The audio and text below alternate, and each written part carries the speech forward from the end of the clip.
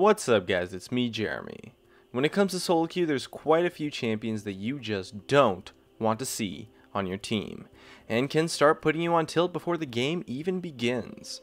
The stereotypes attached to these 10 champions end up being true more often than not, and are quite likely to result in a poor experience, and are the kind of thing that makes you hate solo queue. Let's get started. At number 10, we have Alistar. As a champion who is so reliant on his WQ combo to be successful, the amount of times players mess it up is, quite frankly, ridiculous. And although it is a little bit difficult to pull off consistently, the amount of times someone gets away with a sliver of HP due to a flubbed combo has got to be almost every single time someone in solo queue plays Alistar. The fact that he relies on his combos so damn much and people mess it up so often is really frustrating to have on your team, and honestly, if you have less than 80 ping, the combo is definitely not as hard as the players make it seem, but a flubbed Alistar combo can often lose a fight entirely, and when it's your teammate messing it up, that just really sucks. At number 9, it's Tahm Kench. With the tendency of this champion to be a huge troll, it's quite often that he's going to throw you headfirst into the enemy team as somewhat of a joke. And good luck with his ultimate too, and pray that you don't get ported to your death. He gets to eat you at any time, and so gets to control your character, leaving you feeling like Tahm is on the enemy team. And to top it all off, he has one of the lowest win rates in the entire game, and often feels like a totally useless character, even if the player isn't trolling you. And so the chances of you having a good time with this guy on your team is just not really that great. At number 8, it's Bard. The interactions his abilities create with the enemies and allies can result in quite a lot of situations where a Bard misplay just straight up loses you the game, or at the very least leaves you frustrated and annoyed at this troll of a champion. Bard's ultimate is so difficult to land properly that it's sure to go wrong eventually, and the magical journey can lead to you getting caught out and stuck in a tough situation that would otherwise be impossible. On top of it, Bard players really like to leave lane to go to pick up chimes and end up getting caught or leaving you in a 1v2 scenario a lot more often than is necessary, and just gets super annoying for any AD carry player. Next up at number 7, it's Fiora.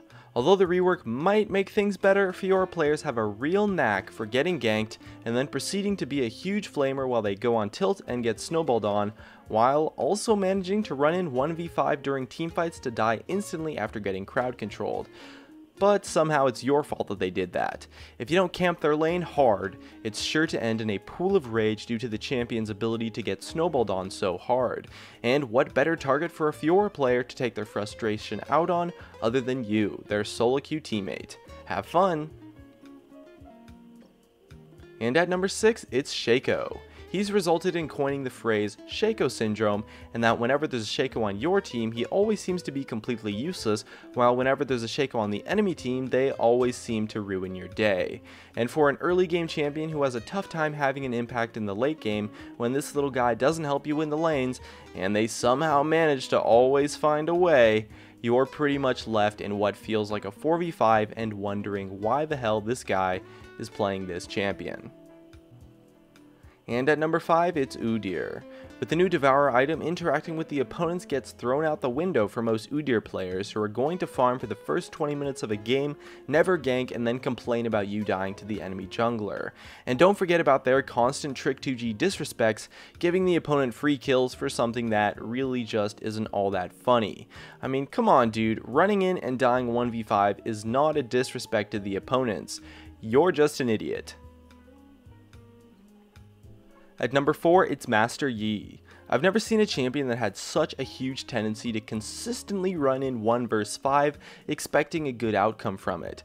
But don't worry, he can't be slowed, until he gets stunned and dies instantly due to his glass cannon build that should have stopped 2 damage items ago, leaving your team with no frontline to assist the Master Yi in his dives. And on top of that, he's just going to farm all game until he's useless in teamfights to stack up his build that is exactly the opposite of what you want from your jungler in a game, only to fail horribly in those teamfights trying to dive the backline for no particular reason whatsoever.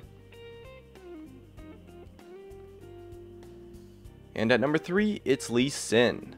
The Lee Syndrome is another popular phrase that floats around for Lee Sins that have a tendency to dive in 1 vs 5, and since Lee Sin is such a mechanically difficult champion to play, the mistakes your teammate is bound to make will really make a fool of themselves and leaving you feeling like he's a totally stupid player. The failed insects, the missed sonic waves, and the 1v5 dives into the enemy team, as well as the delayed ward jumps will be a common occurrence, and those kind of flubs ruin the early and mid game for this champion, who falls off reasonably hard in the late game later on, often making the player completely useless. And while they might not rage at you as often as other champions, the lack of skill these guys are going to bring to the table more than makes up for it. At number 2, it's Vayne. As a champion who is so weak during the laning phase, you'd think that maybe the people who play Vayne would actually realize it, but no. Any Vayne on your team is certain to feed their lane quite hard since she's so weak, and more often than not, blame it entirely on you. I mean, if you want to play a late game champion, that's fine, but don't expect to win your lane.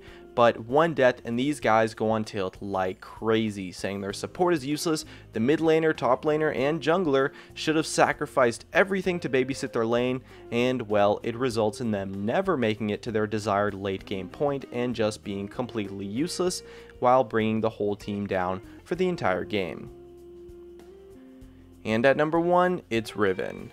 And to put things into perspective, a Riven player is statistically twice as likely to AFK than anybody playing any other champion.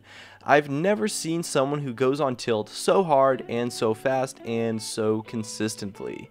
And it's sure to never be their fault that they died to that gank or got outplayed by their opponent because they're all Diamond 1 Smurfs who were getting held back by their teams anyways. Riven as a champion gets snowballed on super hard when behind, and her kit really makes the players feel frustrated if they're losing, but that certainly is no excuse, and these toxic assholes are definitely going to ruin your day if you don't camp the shit out of their lane. Always camp a Riven lane is a top tip that gets thrown around by pros, because these guys will seriously ruin your entire team if they just fall a little bit behind, and are going to do everything in their power to make you hate life, and more likely, hate having Riven on your team.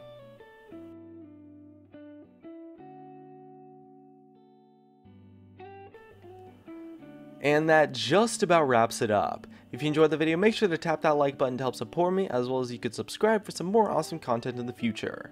And definitely check out some of the other videos on the screen too. Thanks for watching, and I'll see you guys next time.